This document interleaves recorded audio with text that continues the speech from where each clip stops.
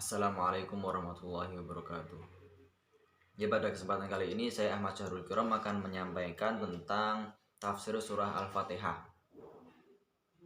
Al-Fatihah berbunyi Bismillahirrahmanirrahim. Alhamdulillahirabbil alamin, arrahmanirrahim, maliki yaumiddin, iyyaka na'budu wa iyyaka nasta'in, ihdinas siratal mustaqim, siratal ladzina an'amta 'alaihim ghairil maghdubi 'alaihim waladdallin. Amin.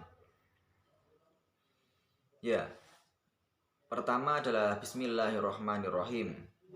Ada dua pendapat mengenai Bismillah ini termasuk dari Al-Fatihah atau bukan. Termasuk dari ayat pertama Al-Fatihah atau bukan. Pendapat pertama adalah ia mengatakan bahwa basmalah adalah ayat tersendiri. Diturunkan Allah untuk jadi kepala masing-masing surah dan pembatas antara satu surah dengan surah yang lainnya. Jadi Bismillah ini bukan termasuk dari Al-Fatihah. Demikian pendapat Imam Malik beserta ahli qiraah dan fuqaha Madinah, Basrah dan Syam. Juga pendapat Imam Abu Hanifah dan pengikut-pengikutnya. Sebab menurut Imam Abu Hanifah, basmalah tidak dikeraskan bacanya saat sholat atau dijaharkan. Bahkan Imam Malik nggak membaca basmalah sama sekali pada saat sholat. Di antara dalil yang menguatkan pendapat ini adalah hadis dari Anas bin Malik. Dia berkata, saya sholat di belakang Nabi Muhammad SAW, Abu Bakar, Utsman dan Utsman.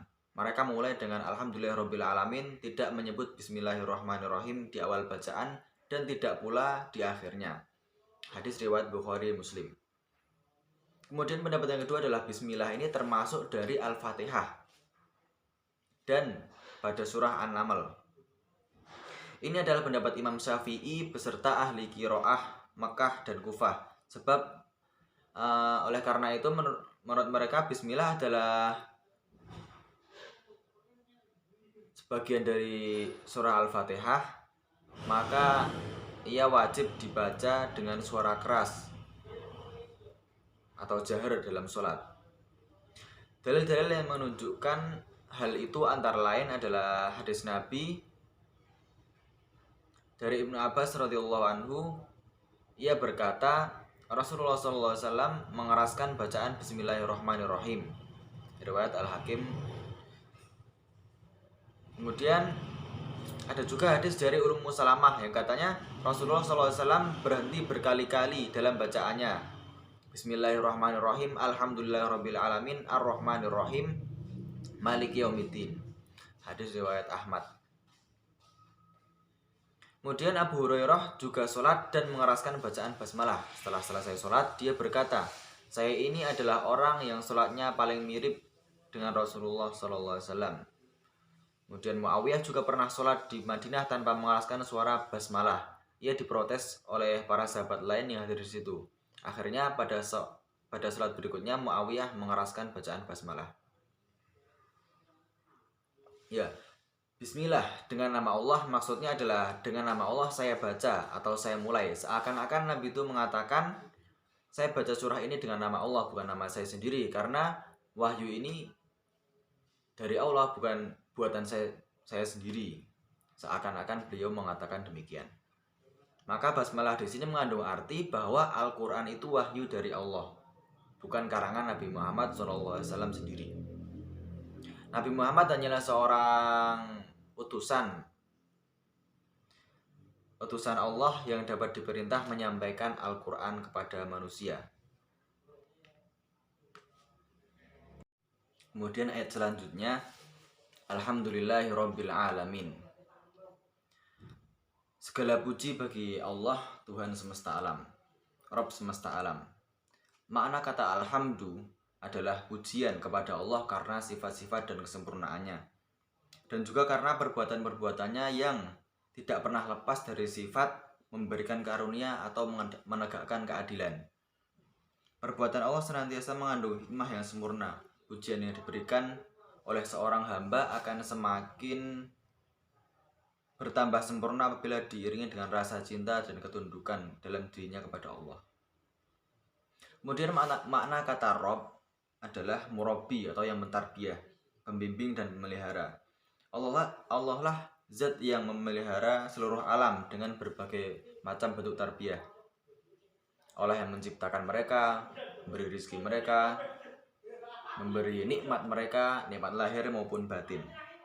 Baik nikmat lahir maupun batin. Inilah bentuk tarbiyah umum yang meliputi seluruh makhluk, baik maupun makhluk jahat.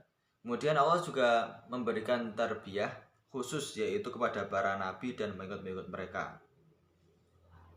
Di samping tarbiyah umum yang diberikan kepada makhluk-makhluknya itu, Allah juga memberikan tarbiyah khusus, yaitu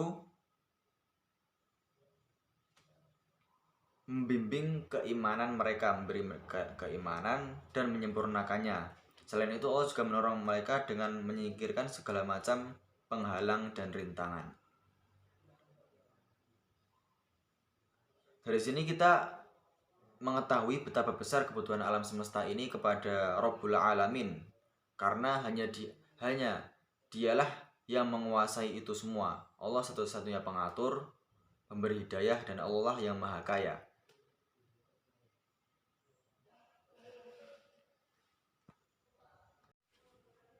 Kemudian ayat yang selanjutnya adalah Ar-Rahmanir Rahim. Makna kata Ar-Rahman atau yang maha pengasih adalah ini kasih sayang Allah yang sangat luas, meliputi seluruh makhluknya, baik mukmin maupun yang kafir. Kemudian Ar-Rahim yaitu maha penyayang. Ini adalah salah satu sifat Allah. Jika Ar-Rahman adalah maha pengasih untuk semua makhluk, Ar-Rahim adalah maha penyayang untuk hambanya saja yang beriman, hamba-hambanya yang beriman saja. Kemudian ayat yang selanjutnya adalah Maliki Yaumiddin, yang menguasai hari pembalasan. Malik adalah zat yang memiliki kekuasaan atau penguasa. Yaumiddin adalah hari kiamat. Disebut hari pembalasan karena pada saat itu seluruh umat akan menerima balasan, baik amal baik maupun amal buruk yang mereka kerjakan sewaktu mereka di dunia. Kemudian iyyaka na'budu wa iyyaka nasta'in. Hanya kepadamu lah kami beribadah dan hanya kepadamu lah kami meminta pertolongan.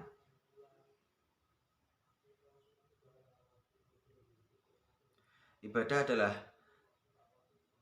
adalah segala sesuatu yang dicintai dan diridhoi oleh Allah. Ibadah bisa berupa perkataan, perbuatan. Ibadah itu ada yang tampak dan ada juga yang tersembunyi.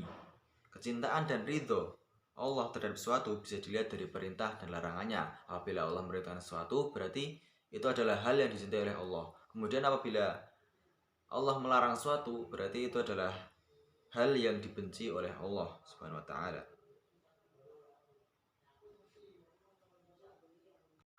Kemudian ayat yang selanjutnya adalah ihdinas siratal mustaqim, tunjukilah kami jalan yang lurus. Maknanya adalah tunjukilah kami, bimbinglah kami, dan berikanlah taufik kepada kami untuk meniti siratal mustaqim, yaitu jalan yang lurus. Jalan yang lurus di sini adalah jalan yang terang dan jelas, serta mengantarkan orang yang berjalan di atasnya untuk sampai kepada Allah dan berhasil menggapai surganya. Siratal ladzina an'amta alaihim, yaitu jalan orang-orang yang engkau beri nikmat atas mereka. Nah, kemudian siapa yang diberi nikmat oleh Allah ini? Di dalam ayat yang lain disebutkan bahwa yang diberi nikmat di sini adalah para nabi, orang-orang yang sidik atau jujur, minan nabiyyin wasiddiqin wasyuhada, dan orang-orang yang mati syahid wassolihin, dan orang-orang yang soleh. Termasuk dalam cakupan orang yang diberi nikmat ialah setiap orang yang diberi anugerah keimanan kepada Allah Ta'ala. Ghairil maghdubi alaihim waladhdallin. bukan jalan orang-orang yang dimurkai dan bukan pula jalan orang-orang yang tersesat. Orang yang dimurkai di sini adalah orang yang sudah mengetahui kebenaran namun tidak mengamalkannya. Contohnya adalah kaum Yahudi dan semacamnya. Sedangkan orang-orang yang tersesat di sini adalah orang yang tidak mengamalkan kebenaran gara-gara kebodohan atau kesesatan mereka. Contohnya adalah kaum Nasrani dan semacamnya. Sehingga dalam ayat ini tersimpan motivasi dan dorongan supaya kita menempuh jalan kaum yang soleh. Ayat ini juga memperingatkan kepada kita untuk menjauhi jalan yang ditempuh oleh orang-orang yang sesat dan menyimpang. Ya, cukup sekian dari saya, Ahmad Syahrul Kiram. Kurang lebihnya kami mohon maaf. Wassalamualaikum warahmatullahi wabarakatuh.